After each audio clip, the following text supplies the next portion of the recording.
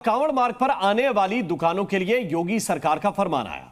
हर दुकान के आगे दुकानदार का नाम चस्पा करने का, लेकिन इसकी आड़ में अजीबोगरीब सा मामला सामने आया है।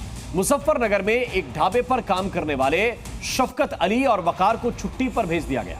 ऐसे में अब सवाल उठ रहे हैं कि क्या पुलिस ने खुद ऐसा कोई फरमान जारी किया है कि कांवड़ मार्ग पर हिंदू होटल में मुस्लिम लोग काम नहीं कर पाएंगे।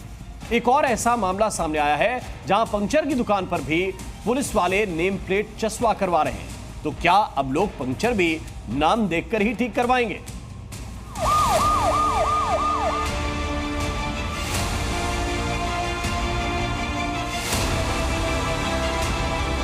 प्रशासन के आदमी आए थे, उन्होंने क्या कहा? मुस्लिम लड़के नहीं रहने।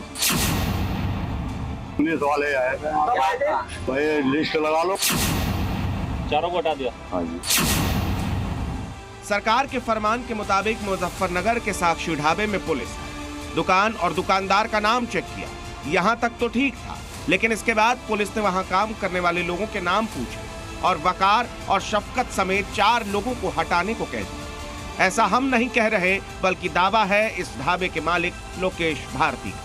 उन्होंने कहा क्या ना, भाई प्रशासन के आदमी आए थे, उन्होंने क्या कहा? उन्होंने कहा क्या ना, भाई ये नहीं रहने चाहिए। मुस्लिम लड़के नहीं रहने चाहिए। कितने लड़के थे आपके यहाँ? हमारे यहाँ 4 थे जी। चारों को हटा दिया? हाँ जी। कब हटाया है? हो होंगे 6-7 दिन। उनके नाम क्या है? एक तो है जी मुंशी जी बोल रहे हैं उन्हें। हाँ। एक शफकत अली है। हाँ। काजियान का। शफकत अली। हाँ जी। एक वो है वकार है जी। ये क्या नाम है, जो इससे नहर कॉलोनी है उसका है। और एक लड़का बिहार से है, वो भी मुस्लिम है। हाँ जी। क्या काम करते थे यहाँ खाना बनाने का? हाथ में 2 कारीगर थे, एक चाय का था, एक अंदर और इसमें था कैंटीन में अंदर। मुजफ्फरनगर में दिल्ली देहरादून हाईवे पर स्थित इस ढाबे पर 4 मुस्लिम कर्मचारी काम करते थे। होटल मालिक का दावा है कि वो कई दिनों से यहाँ काम कर रहे थे, लेकिन उनके ढाबे पर कुछ पुलिसकर्मी आए और 4 मुस्लिम कर्मचारियों को नौकरी से निकालने का आदेश दे। कौन से लोग थे जो आए थे जिन्होंने कहा था कि मुस्लिम लड़के नहीं काम करते? भाई इस बारे में तो नहीं कह सकता। थाने से आए थे? कहाँ से? ये मुझे ये पता, पुलिस थी जी। हाँ, ऊपर से आदेश ऐसे ही है। सरकार का आदेश था दुकान के आगे नेम प्लेट लटकाने का, लेकिन यहाँ तो नाम की वजह से नौकरी ही चली गई। अब सवाल उठता है कि पुलिस ने साक्षी ढाबे पर काम करने वाले मुस्लिम कर्मचारियों की छुट्टी किस बिना पर की? क्या पुलिस को हिंदू ढाबों पर काम कर रहे मुस्लिम कर्मचारियों को छुट्टी पर भेजने का कोई सरकारी आदेश दिया गया है? सवाल तो ये भी उठता है कि आखिर सावन के महीने में इन मुस्लिम युवकों का घर चलेगा कैसे?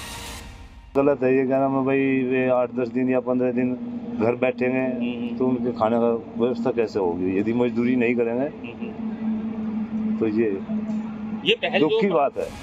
कांवड़ यात्रा के मार्ग पर कांवड़ियों की आस्था को देखते हुए योगी सरकार ने ढाबों और खाने की दुकानों पर नेम प्लेट लगाने का आदेश दिया है, लेकिन मुजफ्फरनगर की पुलिस मानो 2 कदम आगे है। ढाबे से मुस्लिम कर्मचारियों को छुट्टी पर भेजने के साथ साथ अब पंचर की दुकान पर भी ये नेम प्लेट लटकाने में जुट गए।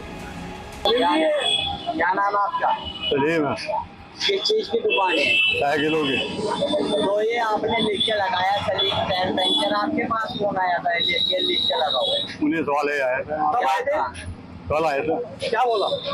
भाई लिस्ट लगा लो बस, और क्या बोलते। खाने की दुकान पर नेम प्लेट लगाने का फरमान कहीं न कहीं तब आया जब ये खुलासा हुआ कि कुछ मुस्लिम ढाबा मालिकों ने ढाबे का हिंदू नाम रखा है।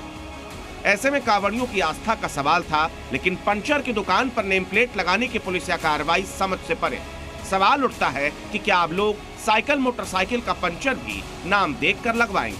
ब्यूरो रिपोर्ट, जी मीडिया। जी न्यूज़।